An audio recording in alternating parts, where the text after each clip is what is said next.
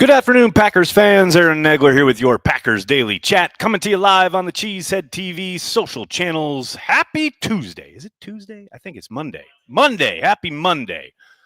I kept doing this yesterday, too. Sunday was Monday in my world, but it is actually Monday now.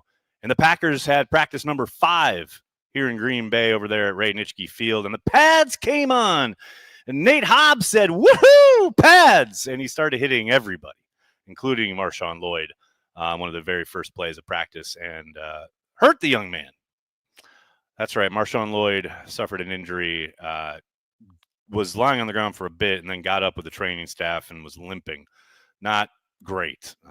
Interesting that Nate Hobbs apparently has been talked to by his head coach about not being so physical and trying to take care of his teammates. And there he is going low on the running back on an outside pitch. And I will say it's nice to see that aggressiveness. It's nice to see that physicality. But my guy, he's on your team.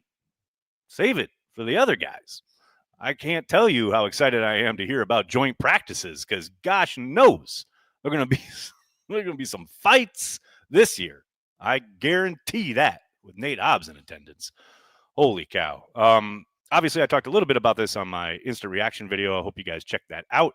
It dropped here on the channel a little while ago.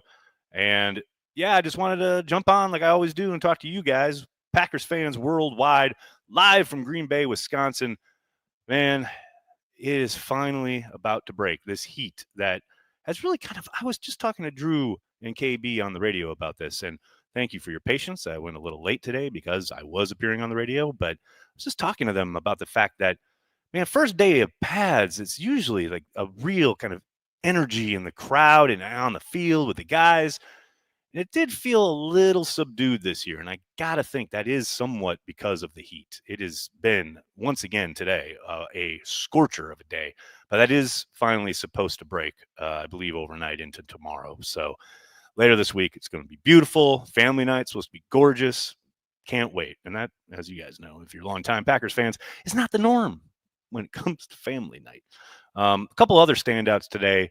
I know I talked about Sam Brown Jr. on my video, but one guy I neglected to mention, rookie cornerback, Micah Robinson, had a very nice couple of reps, but one in particular against Matthew Golden. Golden, who had another really nice practice, but there was a play with the twos where Robinson had him in what looked like man, and Golden tried to get him with an out and up, classic move, and with that speed, obviously that's if you get the man to bite, you're gone. But I tell you what, Robinson played it absolutely perfectly. And, I think it was Willis tried to hit him Golden up the right sideline, but Robinson did a phenomenal job of, sticking with his man, but not overcommitting, and then using the sideline as his help. Really gave the receiver, the young rookie, nowhere to go. And, the deep shot was taken, but it didn't have much of a chance because of the excellent coverage for Robinson. So, one point there for the rookie corner. Hopefully he gets more opportunities, but that was very nice to see, and it looked like a veteran out there. And then on the flip side, Matthew Golden had another really strong day, though he did have one throw from Love that he tipped into the air that became an interception for Nate Hobbs. But on balance, yet again, a couple of really nice plays, including one deep down the right sideline and what looked like a deep over route that Love got too late, but hit him just as he's reaching the kind of sideline. And Nixon's in perfect coverage. I mean, he's draped practically all over Golden. And Golden just skied and high pointed the ball and made sure his toes were in bounds. Really special looking play from the rookie. A really nice play. And there were a couple of those. I mentioned Sam Brown had another amazing catch, and Malik Heath had a phenomenal sideline catch in 2 minutes from Willis. Great job keeping his toes in bounds. And I think it was about a 30-yard gain, but he did land on the football and looked like he got the wind knocked out of him a little bit. I would suspect he's going to be all right, but I'm sure we'll know more starting tomorrow. All right, that's enough of my babbling. Let's get to your questions and comments. Good to see everybody chiming in. Packers fans worldwide, each and every one of you, thank you so much for hanging out. Really is kind of amazing that I get to do this, that I get to come to Green Bay, watch practice, and then just chat with you guys. Like, this is the life. I love this, and you guys make it all possible. So thank you so much. Before we get going, I got to give a shout out to our good friends over at Ticket King. That's right. Based in Wisconsin since 1992, Ticket King is located across the street from Lambeau Field on Oneida. They're happy to help you find just the right tickets for Packers games, from larger groups to single tickets, both home and away. They partner with local Green Bay businesses for tailgating and bus transportation to the games, so you don't have to worry about driving or parking. They're even open on game day for last-minute tickets or possible upgrades. And if you're not in Green Bay, no problem. Just use the Ticket King link on the Cheesehead TV homepage, or indeed in the description of this video. Don't use Ticketmaster, StubHub, SeatGeek, none of these national companies. Use a company based in Wisconsin since the early 90s. Ticket King, for all your Packers ticket needs. All right, folks, what's going on? What's on your mind? We got a bunch of super chats starting us off, including a new member of the Carry the G Club. Go Pack Go 67. Thank you so much for the support. Really, really appreciate it. Thank you very, very much. Andrew, thank you for the super chat, and good to see you this morning, buddy. Saw you on the walk into practice. It was great getting to say hi this morning. Did I see James camping on the sideline during practice? I'll bet you did. He's been around the team now for about a half a year, I want to say. He's been in and out, much kind of like a lot of the other ex-coaches that LaFleur has brought in. Most notably recently, Nathaniel Hackett has been here at practice for training camp. But Campen has been around now for, I want to say, about 6 months. No doubt about it. Colin, thanks for the super chat. Remember, it's not the heat, it's the humidity. Man, whatever it is, it sucks. That's all I know. I was not made for this life. I will tell you that. Jeff Smith, how are you, buddy? Thanks for the super chat. How was my guy Sheed today? Press Gazette published article that Trent Williams is his mentor. Vacationed with him. Sheed going to be a tough out. I think Rashid's had a good start to camp. He looked better today than I thought he looked yesterday. Definitely more consistent. It's really hard to get much of a bead on the majority of the plays simply because so much is happening down there on like field level and along the line. And of course, if the offense is going from our left to right, he's on the far side. But from what I've seen, he's been his usual dependable self. Very, very solid. Now, is he an automatic out? Is he somebody who's going to shut the door each and every time? I'm not so sure about that. But right now, he's playing, to my eyes, solid ball. Joe, what's going on, man? Andy Herman thinks if Matt LaFleur doesn't get control of the Hobbs situation, the players will on the practice field. What say you? Lloyd can't get a fucking break. I do love that Andy does his chats later in the day, or I'm sorry, earlier in the day, so that when he says something, now you guys ask me about it. I love Andy, but like, man, Andy, he's on point. He knows what he's talking about. You don't need to ask my opinion of Andy's opinion. Andy knows what he's talking about. And he's absolutely right. Yeah, if Matt LaFleur doesn't lower the hammer, then I'm sure some teammates will take matters into their own hands. Now, I don't think it'll get to that, but we did see Zach Tom get in Nate Hobbs' face today after that hit on Lloyd. So I thought there were two instances today where I thought for sure we were going to have a fight, and it didn't bubble over. But traditionally, pads come on. Usually those first couple padded practices, you can count on a couple of fights this week. So didn't happen today.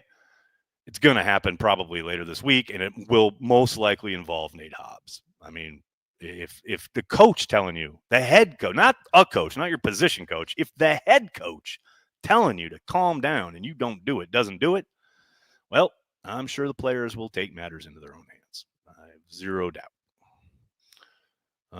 GB Faithful, thanks for the super chat. Will you be at family night? If so, hopefully I'll see you there.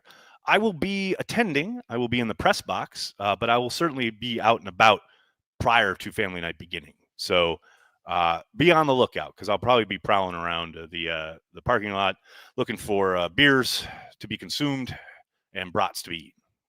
Going to be a good time. Cannot wait. GB Faithful, thank you for joining the Carry the G Club. Very much appreciate the support. Very much too kind. But yes, very much looking forward to family night. Hi, Nags from the Florida Keys. Hello, Chet. Hello from Green Bay, Wisconsin. It's probably hotter here than it is there. No, I kid. I hope. I know that's not true. It feels like it, though. I'll tell you that. What else have we got here, folks? Got people wondering if Heath is okay. I do think he just got the wind knocked out of him. He landed on the football, and with that play, especially where he's stretched out, I mean, he basically completely extends his body to make the catch, and then the football's under him. And like I said, I think yes, most definitely, he just got the wind knocked out of him. I'm not too concerned about that, no doubt. Nagler going all out in the heat with the black shirt. Man, the heat's coming down on you anyway. I don't care. Bring it all in. Soak it up. Enjoy it. I'm going back to, an AC studio when I get back to New York. So little heat never hurt nobody. And then I complain all about it. I know.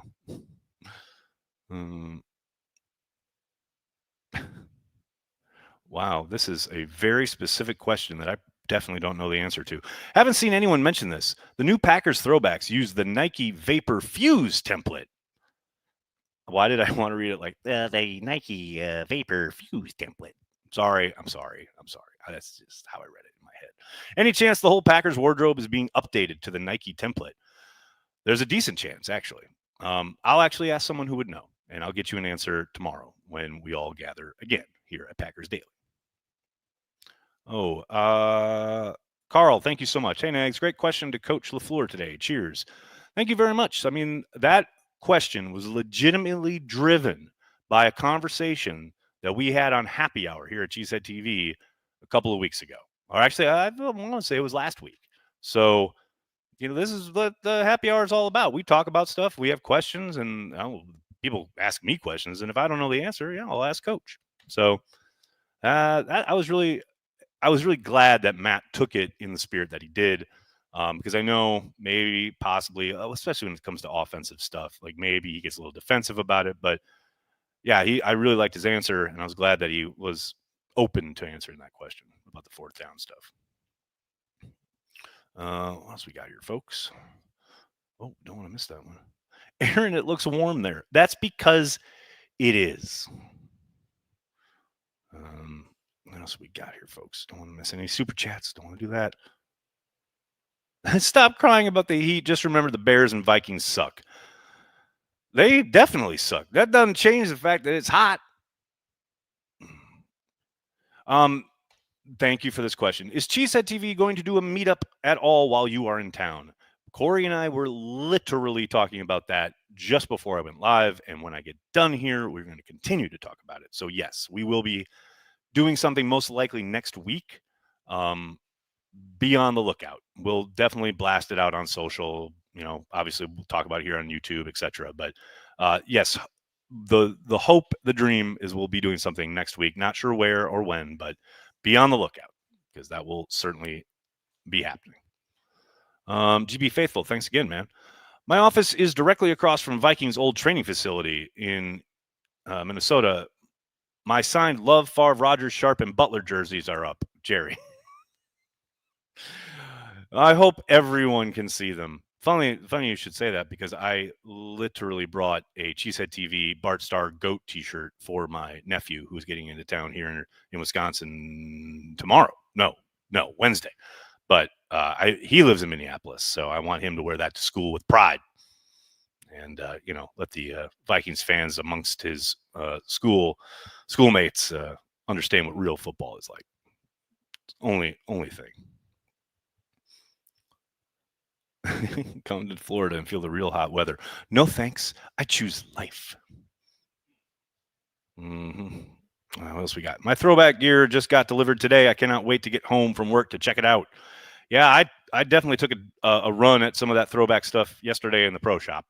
A couple $100 lighter. No doubt about it. Gary, what's up, man? Thanks for checking out the stream on Facebook. Nags, haven't seen several practices. Do you think Coach will have the team ready to play the first game? I feel we are not ready last year. We were not ready last year. Your thoughts? Many practices yet, but has the intensity been there? It has been if you're Nate Hobbs. It feels like this is an annual conversation, right? And I do think, under LaFleur with Love at quarterback, they've played more in the preseason than they ever did when Rodgers was in town. And it hasn't exactly directly translated, right? But it's so, I don't know, man. The league in general is so different now in that regard. That whole first month, oftentimes, our teams just kind of getting acclimated and gelling and finding their identity and things like that. That's not, I really don't see that as a LaFleur thing. I think that's much more about the league now because they do so little work in the offseason, real padded work, real football work, and there's such limitations because of the CBA on how much they're allowed to practice in pads once training camp starts. And then during the season, they've got, I think, 14 practices total for the whole year in pads. So, yeah, I don't know. I do think they'll be ready week one. Obviously, it's a big game. Detroit, they've had the Packers number now for a number of seasons with Dan Campbell there at the head of things. And I have to think LaFleur is going to want to get off to a roaring start there against somewhat of his arch enemy, So, but it's so early. There's such a long way to go. You got this week, you got family night, you got joint practices, you got preseason games. Like, there is a long way to go before you can make anything close to a determination on that. Brad, how are you? Thanks for the super chat, man. Good to see the tight end motion to QB sneak was being practiced. It seems Kraft is getting a lot of pass work. The offense seems ahead of last year.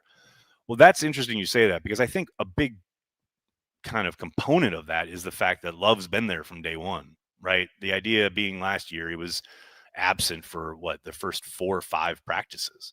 It's certainly nice to see them be able to just turn the key and go, and yeah, Kraft has been all over the place. He's had a good camp so far, but he did have a fumble today on a really nice play by Evan Williams. But yes, he's certainly been a focal point of the passing game, especially, these last 2 practices, early and often, throwing him the football. No doubt about it. E4, what's going on, man? Thanks for the super chat. Resiliency. That's what the Pack can take away from your gals across the pond. There you go. Shout out England. And even though I said if it goes to penalties, I'm going to be a nervous wreck, it went to penalties. And the Lady Lions still brought it home. How about those gals? Absolutely love it. Love to see it. Faithful, thanks again. Been following for 10 plus years. Go Pack Go. Really appreciate it. Thank you so much. Really appreciate the support. Oregon checking in. What's up, Oregon? Hello from Green Bay. Brandy, thanks for the super chat. Nags, you hosting a family night watch party? I most certainly am not. I will be in the stadium, in the press box. I will be here after family night to have a chat and talk to you guys about everything that goes on. Everyone is telling me we did one last year. And I'm like, no. Corey says, everybody says we did one last year. We most certainly didn't. I was literally in the press box last year. So if we did, you did it without me. So, yeah, no. Now that the Packers stream it, there's little reason for us to describe what everyone could just turn on and see, So, yeah, no, we started that last year, and this year is probably going to be more of the same. I'll be in the press box, and then I'll come over here and we'll chat. So that'll be family night. Simitovich, what's up, man? What is the NFL's policy on gambling? MLB has problems. It's not like the NFL has been crystal squeaky clean or anything. We've had plenty of guys already suspended for gambling issues. You're not allowed to gamble, period, on, any of the sports, especially in the facility. That's what the biggest issue has been initially in the NFL. But yeah, is anyone surprised? Just the pervasiveness of sports gambling in the last 5 years in particular, obviously, it's just been inescapable. And if you've got guys coming up who have formed that habit and then they get a boatload of money and then they sign their first deal, I can't say I'm surprised. Matthew, this is a very good question. I think it's a little too early to answer, but does Morgan look solid so far? He does, but he's really bounced around a lot. He's been playing right guard. He's been playing left. He played left guard today. He's been running a bit at tackle at times, but not a ton.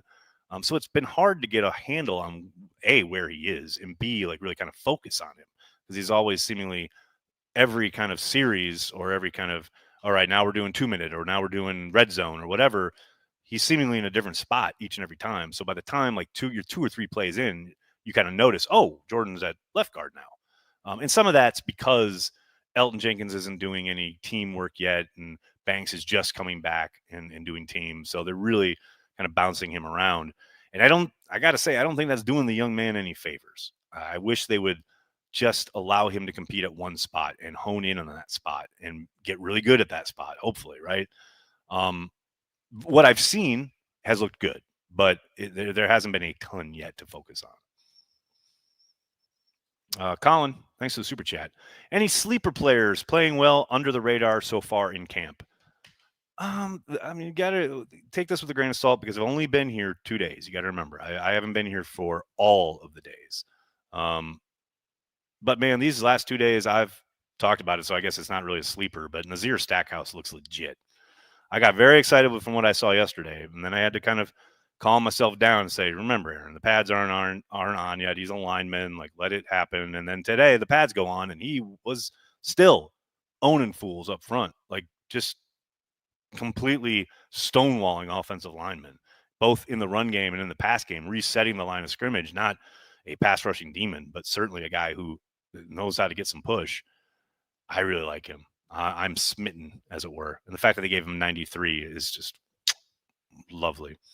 And the other guys, lots of people have talked about, is Sam Brown Jr., the undrafted rookie receiver.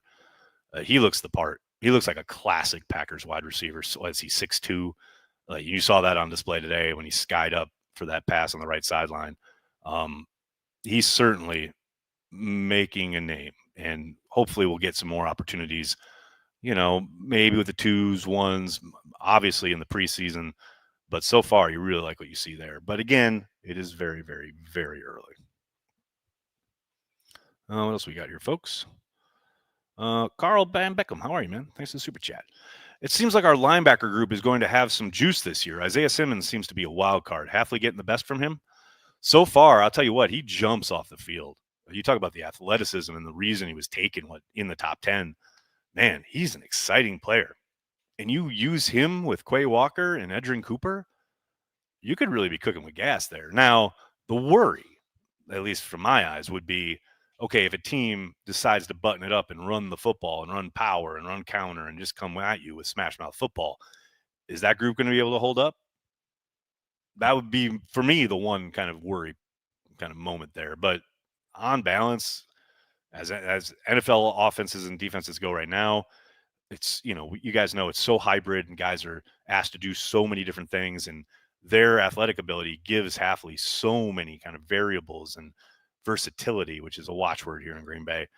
It's exciting. It's hard not to get excited by what you've seen from Isaiah Simmons. But again, it's early, and I think it's going to be somewhat dependent on what the offense is doing, like as far as the type of offense they're facing. I think there are going to be weeks where we're going to see probably quite a bit of Simmons, and then there are going to be other weeks where I don't think we'll see him much at all.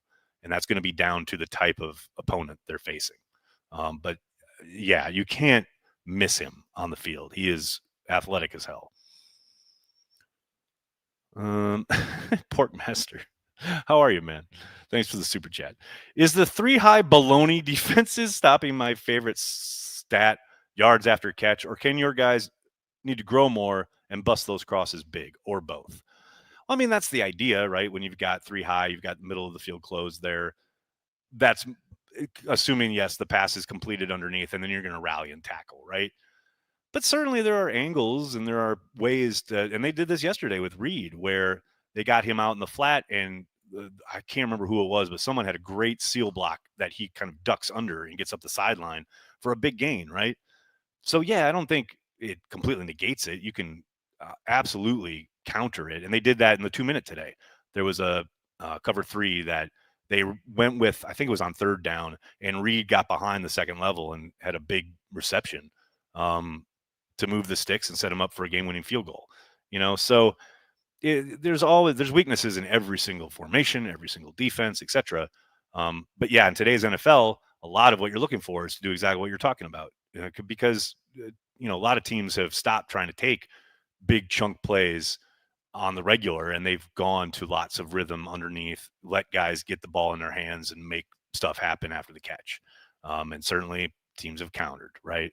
But I think that's the normal push and pull of things. I don't think that's, this great sea change that's going to change, how effective offenses can be or how effective the Packers wide receivers can be. All right, everybody, I'm going to have to get going. I cannot thank you enough for hanging out, talking Packers each and every day, Monday through Friday, right here on the Cheesehead TV social channels. Please do me a monster favor. Hit like on the video, subscribe to the channel, and then tell your friends, tell your family. Cheesehead TV, we are devoted to Green Bay Packers fans worldwide. Thanks a lot, everybody. Have a great night. Go Pack, go.